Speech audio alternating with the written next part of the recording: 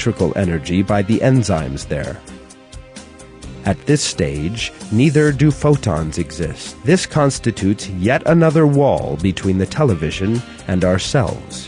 When nerves carry this electrical energy to the visual center in our brain, it changes form once again, taking the form we refer to as images. We can never pass beyond this image. In other words, we never perceive the electricity reaching our visual center, nor be aware of its existence. This is the third wall. Even one single wall may distance us from the true existence of the television, and we can only perceive that data regarding that existence after it has been subject to change 3 separate times. Now, imagine that you are part of an experiment. You are unable to leave this underground chamber for a whole year. Your only link to the outside world is this closed-circuit television screen in front of you. When you turn the television on, you see the following message. The images you are about to see on this screen are being screened live from cameras in Africa. Images from these cameras are transmitted live to satellites, and from there to receivers above this room, from where they are forwarded to this room. Is that message true or not? You can never be sure, because every stage of the transmission can possibly have originated from an artificial source. Moreover, the image you see may also be from a cassette plugged into a video in an adjoining room. Yet since you are unable to leave the room, it is impossible for you to go see the original African scenery for yourself. Yet, what if you had lived in that room since the day you were born? What if you can never leave? What if, for your entire life, you see the outside world only on that screen?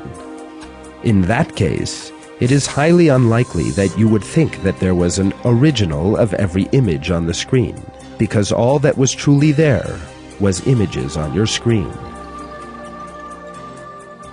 Facts such as these in the realm of sight also apply to the senses of hearing, touch, taste, and smell. All of these impressions we perceive in closed chambers in our brains. Never can we make direct contact with their originals in the outside world. The sounds we listen to on the radio originate inside the hearing center in our brains. There is actually no sound outside, merely physical movements in the air that we refer to as sound waves. After going through various processes in the inner ear, these physical movements come to us as electrical signals. What do the electrical signals we perceive as sound correspond to outside? We can never know. The sounds we hear in this closed room, and which we imagine to be coming from the jungles of Africa, may also be artificial sounds produced in the room next door. We can never have direct experience of any matter existing in the outside world. The ground we walk on, the sky, the houses we see, trees, cars, and human beings, in short, everything, are merely objects that we can reach as perceptions. In other words, we actually see a copy of the external world in our brains, and all images, sounds, smells, and tastes exist solely in the relevant centers in our brains, just like in a dream.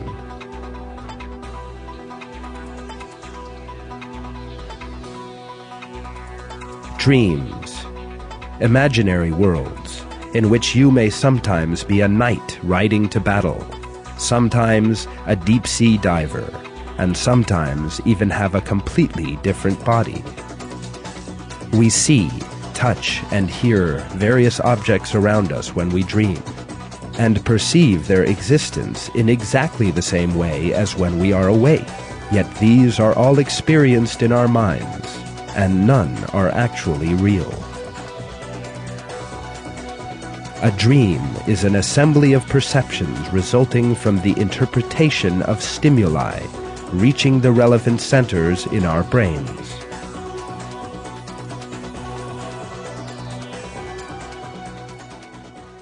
Dreaming, like all mental processes, is a product of the brain and its activity. Whether a person is awake or asleep, the brain continuously gives off electrical waves. At most times during sleep, the brain waves are large and slow, but at certain times they become smaller and faster. During periods of fast brain waves, the eyes move rapidly as though the sleeper were watching a series of events. This stage of sleep, called REM, rapid eye movement sleep, is when most dreams occur. During REM sleep, the pathways that carry nerve impulses from the brain to the muscles are blocked. Therefore, the body cannot move during dreams. The cortex is stimulated by neurons, nerve cells, that carry impulses from the part of the brain called the brainstem.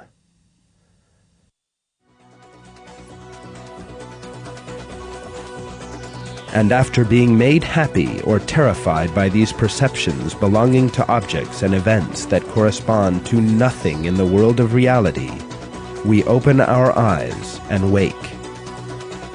It is quite clear that we do not experience the original of the external world we live in either, but only a copy of it inside ourselves. This is a fact that many people are unaware of. The reason for this error is that we are deceived into thinking that there is also an image belonging to our bodies inside this universe of perceptions. In other words, we make the mistake of thinking that our bodies represent our true identities. We think of the skin that hurts when cut, our tongues that taste, and our ears that listen to pieces of music as ourselves, and have no doubts as to our own physical existence. Yet, like other objects, we can have direct experience of only a copy of the body in question.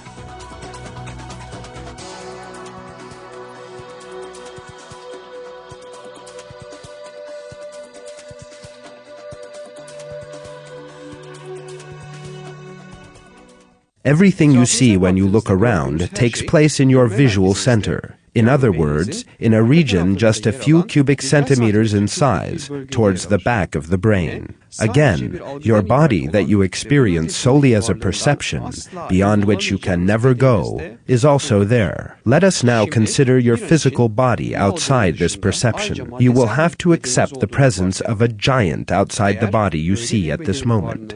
Since you and everything you see, your room and all the objects outside, are in the visual center in that body's skull, its physical body must also be enormous. That being the case, you must be a miniature human being living in a giant's skull. To put this another way, imagine that you are imprisoned in a locked chamber at the top of a giant tower, never able to leave that room, and merely watching a screen placed in front of you.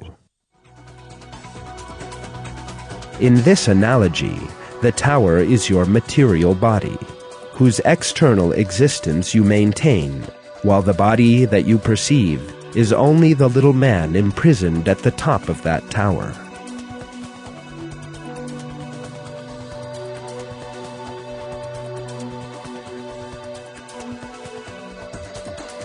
In other words, the tower is your body, and the tiny room at the top of the tower that constitutes your world is your brain. Your brain is a closed room that you can never leave, since you experience everything in the external world as perceptions arising in your brain. You can never go beyond these to experience true matter. You watch the electrical signals perceived by your visual center, but can never see their real source.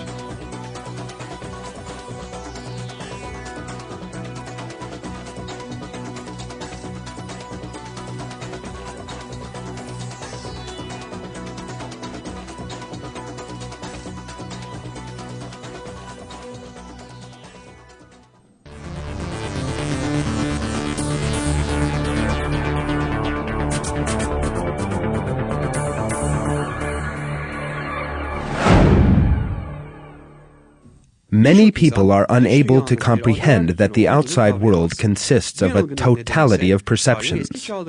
The reason for this error is a philosophy that has survived since ancient times: materialism. Materialists regard matter as the absolute truth and refuse to believe in anything outside it. Materialists regard the human mind as a derivative of matter and totally deny the existence of God.